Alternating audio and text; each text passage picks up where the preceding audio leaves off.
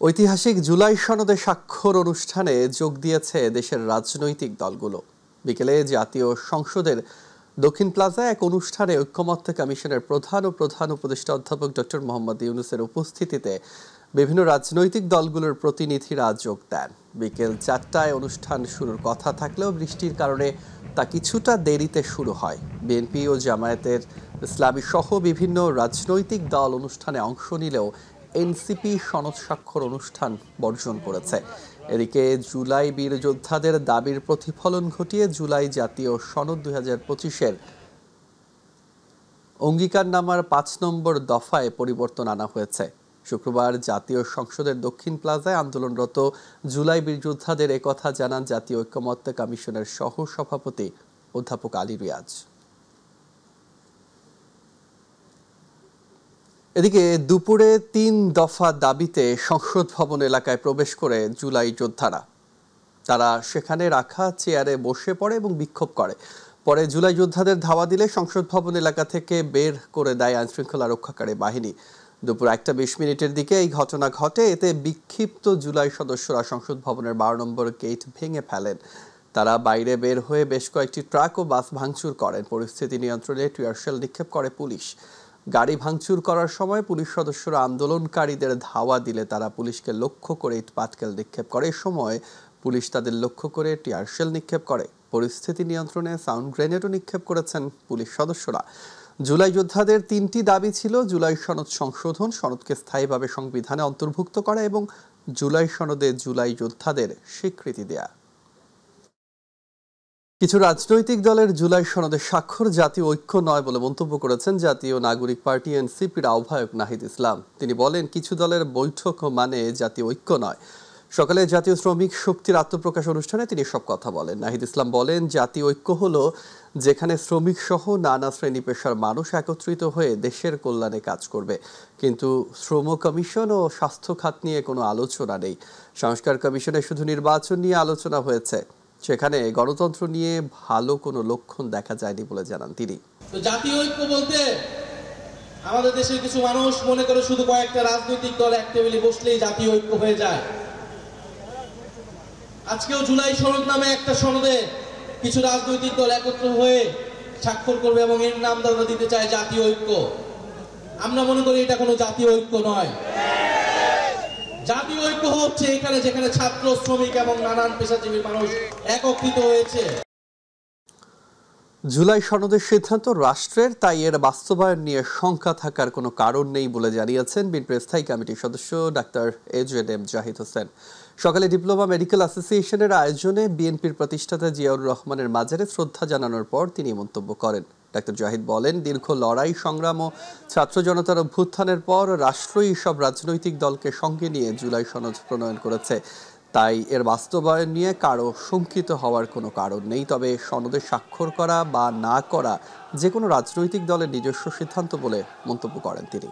রাষ্ট্র যখন দায়িত্ব নেয় কোনো একটি সনদ বা কোনো একটি সিদ্ধান্ত বাস্তবায়নের জন্য, সেখানে এটি নিয়ে আমার মনে হয় না কোনো ধরনের মানুষের কারো মনে কোনো ভীতি অথবা শঙ্কা থাকার প্রয়োজন কোনো কারণ আছে। জুলাই বিপ্লবে যারা অপরাধের সাথে জড়িত তাদের বিচার করতে সরকার জাতির কাছে প্রতিশ্রুতিবদ্ধ বলে জানিয়েছেন অ্যাটর্নি জেনারেল আসাদুজ্জামান। সকালে ঝিনাইদহের শৈলকুপায় জিয়া সাইবার ফোর্স আয়োজিত আলোচনা সভা শেষে সাংবাদিকদের প্রশ্নের জবাবে তিনি কথা বলেন। নির্বাচন ও বিচারের ব্যাপারে সরকার তার সঠিক পথে এগিয়ে যাচ্ছে উল্লেখ করে অ্যাটর্নি জেনারেল বলেন, জনগণের ভোটের অধিকার ফিরিয়ে দিতে সরকার নিরলসভাবে কাজ করে যাচ্ছে। সুষ্ঠু, অবাধ, নিরপেক্ষ নির্বাচন করার জন্য যা যা পদক্ষেপ নেওয়ার দরকার, আশা করি সেই পদক্ষেপ সরকার নেবে। এটা সরকার অঙ্গীকারবদ্ধ। রাজশাহী বিশ্ববিদ্যালয় কেন্দ্রীয় ছাত্র সংসদ, রাকসু হল সংসদ ও সিনেটে ছাত্র প্রতিনিধি নির্বাচনের ফলাফল ঘোষণা করা হয়েছে। এতে ভিপি পদে 12,687 ভোটে জয়ী হয়েছেন ছাত্র শিবির সমর্থিত প্যানেলের প্রার্থী মোস্তাকুর রহমান জাহিদ।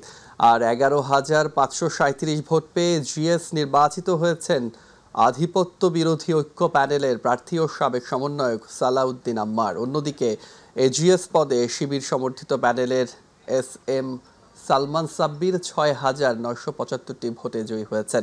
বৃহস্পতিবার দিনভর ভোট শেষে রাতে সবগুলো হলের ফলাফল গণনা করা হয় এবং সকালে ফলাফল ঘোষণা করেন প্রধান নির্বাচন কমিশনার অধ্যাপক এফ নজরুল ইসলাম।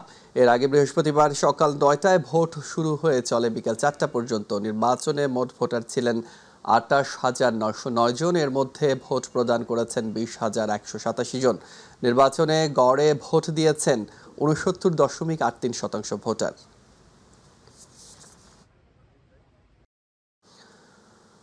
চট্টগ্রাম রপ্তানি প্রক্রিয়াকরণ অঞ্চল CEPZ এলাকায় আল হামিদ টেক্সটাইলে ভবনের ভয়াবহ আগুন দীর্ঘ 17 ঘন্টা পর নিয়ন্ত্রণে এসেছে বলে জানিয়েছে ফায়ার সার্ভিস। ভবনটি অতি ঝুঁকিপূর্ণ ঘোষণা করা হয়েছে। বৃহস্পতিবার ভবনটির 7 তলায় থাকা অ্যাডামস ক্যাপস অ্যান্ড টেক্সটাইল ও জিহং মেডিকেল কোম্পানির গুদাম থেকে আগুনের সূত্রপাত হয়। ফায়ার সার্ভিস ও নৌবাহিনী ও বিমান বাহিনীর 25টি ইউনিট টানা 17 ঘন্টা ধরে আগুন নিয়ন্ত্রণে কাজ করে। ব্যবহার করা হয় রোবোটিক ইকুইপমেন্ট আর রাতে হওয়া বৃষ্টিও সহায়ক ভূমিকা রাখে।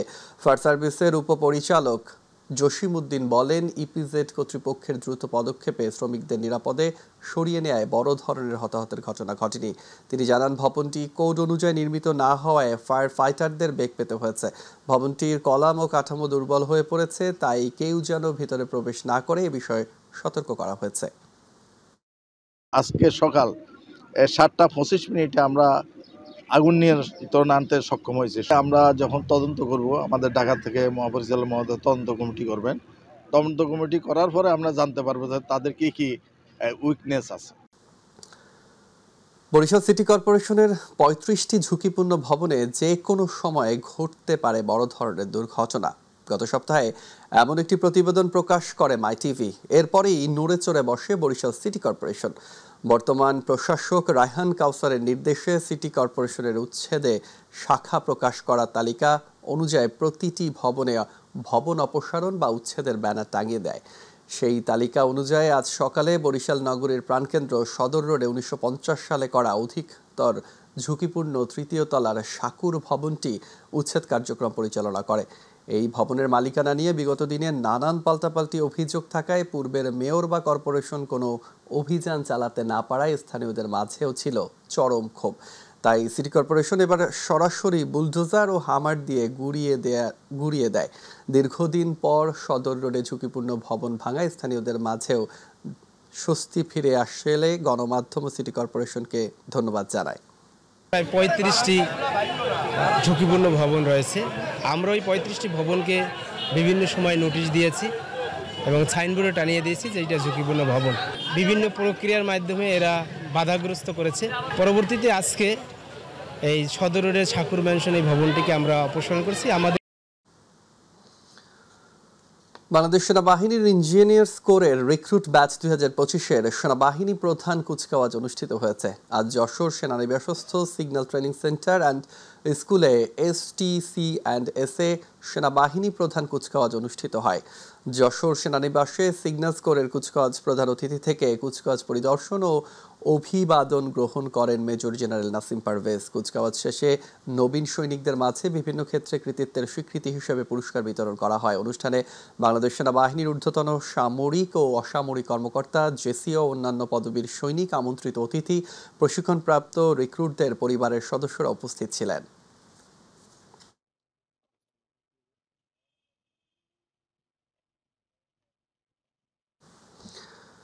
দিনাজপুরের পার্বতীপুরে উন্মুক্ত বিশ্ববিদ্যালয়ের অধীনে অনুষ্ঠিত ইসলামিক স্টাডিজ 4 পরীক্ষার খোলাহাটি ডিগ্রি কলেজ কেন্দ্রে ব্যাপক অনিয়মের অভিযোগ উঠেছে। দীর্ঘদিন যাবৎ নানা অনিয়মের অভিযোগে আজ দুপুরে পরীক্ষা শুরুর পর ওই কেন্দ্রে গেলে দায়িত্ব পালনকারী শিক্ষকেরা সামনেই শিক্ষার্থীদের নকলের মাধ্যমে বেশ খোলামেলাভাবেই পরীক্ষা দিতে দেখা যায়। এই সময় মাই টিভির ক্যামেরা দেখে দিকবিদিক ছুটতে শুরু করেন শিক্ষক সহ পরীক্ষার্থীরা। সেই সাথে তাদের কাছে থাকা নকল লুকাতে ব্যস্ত হয়ে পড়ে সংশ্লিষ্টরা। তবে বোর্ড পরীক্ষায় নকলের মাধ্যমে পরীক্ষা দেওয়ার কারণ জানতে চাইলে কোনো সদুত্তর দিতে পারেনি শিক্ষক সহ শিক্ষার্থীরা। পরীক্ষা দেখতে আছেন, বলেন আপনার কাগজটা কি ছিল এটা? স্যার, সবাই দেখে লিখতেছে কেন এখানে? একটু বলেন তো, সবার কাছে নকল। স্যার বলেন, কি পরীক্ষা হচ্ছে? কে দায়িত্বে আছে?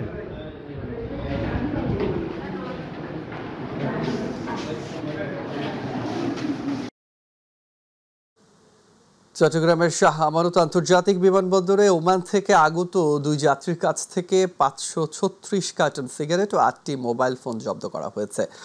মাস্কাট থেকে আসা সালাম এয়ারের 2 যাত্রীর কাছ থেকে এসব পণ্য জব্দের কথা বলেছে বিমানবন্দর কর্তৃপক্ষ। বিমানবন্দরের জনসংযোগ কর্মকর্তা মোহাম্মদ ইব্রাহিম খলিল বলেন, বিমানবন্দরের কাস্টমস হলে বিমানবন্দর কাস্টমস, বিমানবন্দর এনএসআই, ডিজিএফআই ও শুল্ক গোয়েন্দা কর্তৃক 2 যাত্রীর ব্যাগেজ তল্লাশি করে।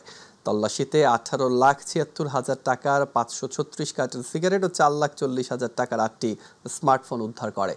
ব্যাগেজ বিধিমালা 2025-এর আওতায় আমদানি নিয়ন্ত্রিত পণ্য এবং যাত্রী ফ্রিকোয়েন্ট ট্রাভেলার হওয়ায় ডিএম মূলে আটক করা হয়। আটক যাত্রীদের মৌখিকভাবে সতর্ক করে ছেড়ে দেওয়া হয়েছে। মাদারীপুর পৌর শহরের দরগাখোলা এলাকায় অবস্থিত হযরত শাহ মাদার এতিমখানার 1,01,19,900 টাকা আত্মসাৎ করার অভিযোগে মামলা দায়ের করেছে দুদক। দুর্নীতি দমন কমিশন দুদক মাদারীপুর সমন্বিত জেলা কার্যালয়ের উপসহকারী পরিচালক সাইদুর রহমান অপু মামলাটি দায়ের করেন। বৃহস্পতিবার বিকেলে মামলাটি করা হয়। বিষয়টি নিশ্চিত করেছেন সমন্বিত জেলা কার্যালয়ের উপপরিচালক আতিকুর রহমান। মামলায় আসামি করা হয় হযরত শাহ মাদার এতিমখানার সেক্রেটারি ও সুপার মোহাম্মদ আল আমিন ও সাবেক শহর সমাজসেবা কর্মকর্তা শ্যামল পান্ডে, যিনি বর্তমানে সদর হাসপাতালের সমাজসেবা কর্মকর্তা হিসেবে কর্মরত রয়েছে। শরীয়তপুরের ভেদেগঞ্জ উপজেলার নরসিংহপুর নৌপুলিশ নেতৃত্বে মা ইলিশ রক্ষা ও সংরক্ষণ অভিযানকালে মেঘনা নদীর তীরের একাধিক স্থান থেকে গত 12 দিন অভিযান চালিয়ে মোট 28 জন জেলেকে আটক করা হয়েছে। নরসিংহপুর নৌপুলিশ ফাঁড়ির অফিসার ইনচার্জ ইয়াসিনুল হক জানান, নৌপুলিশ দীর্ঘদিন ধরে অক্লান্ত পরিশ্রমের মাধ্যমে মা ইলিশ রক্ষায় মেঘনা নদীর বিভিন্ন পয়েন্টে অভিযান চালিয়ে 28 জেলেকে আটক করে। ইতিমধ্যে তাদের বিরুদ্ধে মোট 19টি নিয়মিত মামলা রুজু করে কোর্টের মাধ্যমে জেল হাজতে প্রেরণ করা হয়েছে। আর উদ্ধারকৃত ইলিশ মাছ স্থানীয় এতিমখানায় দান এবং একাধিক ট্রলার ও কারেন্ট জাল জব্দ করা হয়েছে। আগামী ফেব্রুয়ারিতে নির্ধারিত জাতীয় নির্বাচন যাতে না হয়, আর হলেও সেটিকে প্রশ্নবিদ্ধ করা যায়, এ লক্ষ্যে ফ্যাসিবাদের মূল হোতা শেখ হাসিনা নানামুখী ষড়যন্ত্র চালিয়ে যাচ্ছে বলে মন্তব্য করেছেন বিএনপির কেন্দ্রীয় নির্বাহী কমিটির সদস্য ও স্বেচ্ছাসেবক বিষয়ক সম্পাদক মীর শরফত আলী সপু। মুন্সিগঞ্জের শ্রীনগর উপজেলার ছনবাড়ি বাসস্ট্যান্ড এলাকায় বিএনপির 31 দফা কর্মশালা শেষে সাংবাদিকদের সঙ্গে আলাপকালে তিনি মন্তব্য করেন। তিনি আরও বলেন, ফ্যাসিবাদের মূল হোতা শেখ হাসিনা ভারতে বসে বাংলাদেশের অভ্যন্তরে বিভিন্ন সংস্থার মাধ্যমে ষড়যন্ত্র চালিয়ে যাচ্ছে। কোনো লাভ হবে না। আপনারা 1400 লোকের জাতিসংঘ, আমার না, জাতিসংঘ ঘোষিত রিপোর্ট, 1400 লোকরে আপনারা গণহত্যা করেছেন। এরপরে বাধ্য হয়েছে এদেশের জনগণ আপনাদেরকে বাংলাদেশ থেকে তাড়িয়েছে, প্রত্যাখ্যান করেছে। আপনাদের লজ্জা থাকা দরকার। আপনারা আবার কথা বলেন। বিএনপির শিশু বিষয়ক সম্পাদক আবুল কালাম আজাদ সিদ্দিকী বলেছেন, আওয়ামী লীগ কখনো ভোটের রাজনীতি করেনি। বিএনপি চায় মানুষ তাদের ভোট দিয়ে নির্বাচিত করুক এবং বিএনপি ভোটের রাজনীতি করতে চায়। সকালে টাঙ্গাইলের মির্জাপুরে উপজেলার বাসতৈল ইউনিয়নে বিএনপির 31 দফা দাবি তুলে লিফলেট বিতরণ কর্মসূচিতে উপস্থিত থেকে তিনি সব কথা বলেন। বাসতৈল ইউনিয়নের বিভিন্ন এলাকায় বিএনপির নেতাকর্মীরা 31 দফা দাবির লিফলেট বিতরণ করেন। এ সময় আবুল কালাম আজাদ সিদ্দিকী সহ দলীয় নেতাকর্মীরা দাবি করেন, দেশের রাজনৈতিক পরিস্থিতির উন্নতি, জনগণের মৌলিক অধিকার রক্ষা এবং গণতান্ত্রিক পরিবেশ ফিরিয়ে আনার লক্ষ্যে বিএনপি আন্দোলন অব্যাহত থাকবে। মধ্য দিয়ে সেই জনগণ এই দেশে আগামী দিনে ভোট দিয়ে তাদের প্রতিনিধি নির্বাচিত করবে। সেই প্রতিনিধি যাতে জনগণের হয়ে কাজকর্ম করতে পারে, জনগণের জন্য, দেশের জন্য তারা উল্লেখযোগ্য ভূমিকা রেখে দেশকে সামনের দিকে এগিয়ে নিয়ে যেতে পারে। বিএনপির ভারপ্রাপ্ত চেয়ারম্যান তারেক রহমানের রাষ্ট্র কাঠামো মেরামতের 31 দফা লিফলেট বিতরণ ও গণসংযোগ করেন ধানের শীষের পক্ষে ঝালকাঠি জেলা বিএনপির সদস্য সচিব ও ঝালকাঠি জেলা আইনজীবী সমিতির সভাপতি শাহাদাত হোসেন। গতকাল জেলা শহরের গার্লস স্কুল মোড় থেকে গণসংযোগ শুরু করে আমতলা রোড, ফায়ার সার্ভিস মোড়, পোস্ট অফিস রোড, সাধনার মোড়, ডাক্তারপট্টি, কাশারিপট্টিতে কাশারিপট্টিতে বিতরণ করা হয়। এ সময় ঝালকাঠি পৌর বিএনপির সভাপতি নাসিমুল হাসান, ঝালকাঠি জেলা বিএনপির আহ্বায়ক কমিটির সদস্য মিজানুর রহমান মুবিন সহ আরও অনেকে উপস্থিত ছিলেন।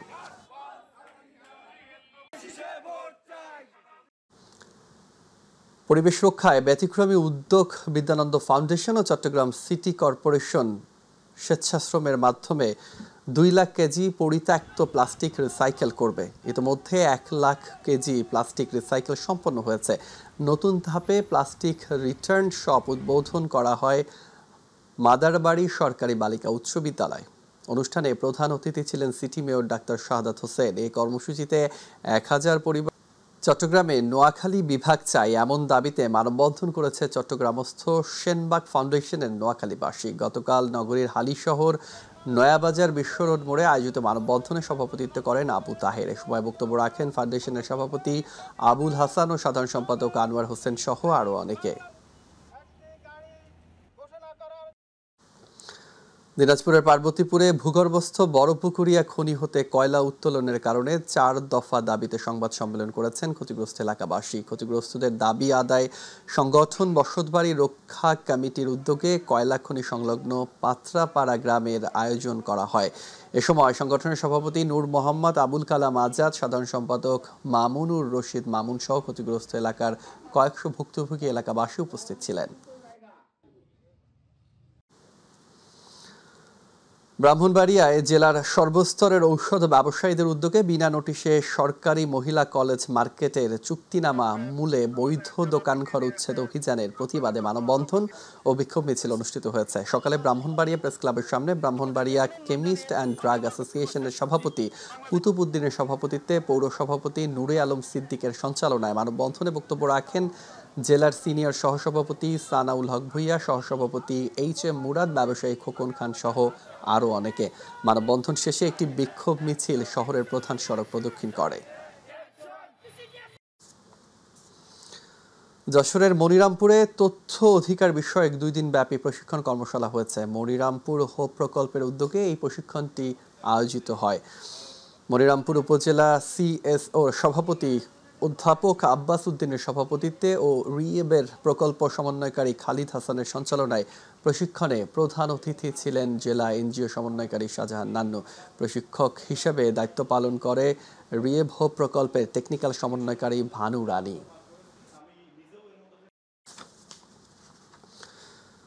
গাজীপুরের কাপাসিয়ায় জনগণের স্বাস্থ্যসেবা নিশ্চিত করতে বাংলাদেশ ইসলামী ছাত্র শিবিরের সাবেক কেন্দ্রীয় সভাপতি সালাউদ্দিন আইয়ুবীর উদ্যোগে ফ্রি মেডিকেল ক্যাম্প অনুষ্ঠিত হয়েছে। Char Durlav Kha Abdul Hai school and college এবং শহীদ গিয়াসউদ্দিন হাই স্কুল মাঠে আয়োজিত এ ক্যাম্পে উন্নত মানের চিকিৎসকরা সারাদিন ব্যাপী চিকিৎসা সেবা প্রদান করেন। ক্যাম্পে আগত প্রত্যেক সেবাগ্রহীতা স্বাস্থ্য কার্ড প্রদান করা হয়, যার মাধ্যমে তারা নির্ধারিত বিভিন্ন হাসপাতাল থেকে বিনামূল্যে পরীক্ষা, অপারেশন এবং অন্যান্য চিকিৎসা সুবিধা নিতে পারবেন। অনুষ্ঠানে কাপাসিয়া জামাত ইসলামের আমির ফরহাদ হোসেন মোল্লা ও স্থানীয় নেতৃবৃন্দ এবং অসংখ্য কর্মী সমর্থক উপস্থিত ছিলেন। গাজীপুর কালিয়াকৈরে ভিন্নধর্মী এক আয়োজন অনুষ্ঠিত হলো ফুলকুড়ি কলেজিয়েট স্কুল পুষ্টি মেলা। সকালে উপজেলার রাখালিয়া চালা এলাকায় বিদ্যালয় প্রাঙ্গণে অনুষ্ঠানের উদ্বোধন করেন প্রতিষ্ঠানের প্রধান শিক্ষক M তুষারি। এ সময় প্রধান অতিথি ছিলেন সাংবাদিক মাসুদ রানা, বিশেষ অতিথি ছিলেন মাইটিভির প্রতিনিধি AKM শিশির। অনুষ্ঠানে বিভিন্ন শ্রেণীর শিক্ষার্থীরা পুষ্টিকর খাবার, ফলমূল, দুধ, শাকসবজি ও দেশীয় স্বাস্থ্যসম্মত খাবার নিয়ে অংশ নেন। দিনব্যাপী আয়োজন শেষে সেরা স্টল ও শিক্ষার্থীদের পুরস্কার প্রদান করা হয়।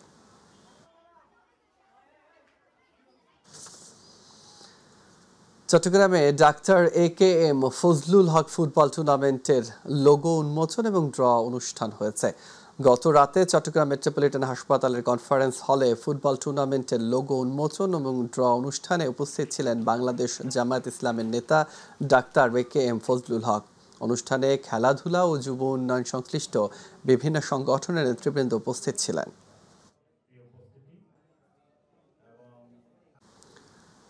বিশ্ব শিশু দিবস ও শিশু অধিকার সপ্তাহ 2025 উপলক্ষে সাতক্ষীরায় বর্ণাঢ্য সমাপনী, সাংস্কৃতিক ও পুরস্কার বিতরণী অনুষ্ঠান অনুষ্ঠিত হয়েছে। সাতক্ষীরা শিল্পকলা একাডেমিতে জেলা শিশু একাডেমি ও জেলা প্রশাসন ও অনুষ্ঠানের আয়োজন করে। এই অনুষ্ঠানে প্রতিযোগিতায় বিজয়ীদের হাতে পুরস্কার তুলে দেন সাতক্ষীরা জেলা প্রাথমিক শিক্ষা অফিসার রুহুল আমিন। এর আগে শিশু অধিকার বিষয়ক আলোচনা সভা এবং মনোমুগ্ধকর সাংস্কৃতিক অনুষ্ঠান পরিবেশিত হয়। এ সময় জেলা প্রশাসকের প্রতিনিধি হিসেবে বক্তব্য রাখেন জেলা প্রশাসনের সহকারী কমিশনার ইশতিয়াক আহমেদ অপু।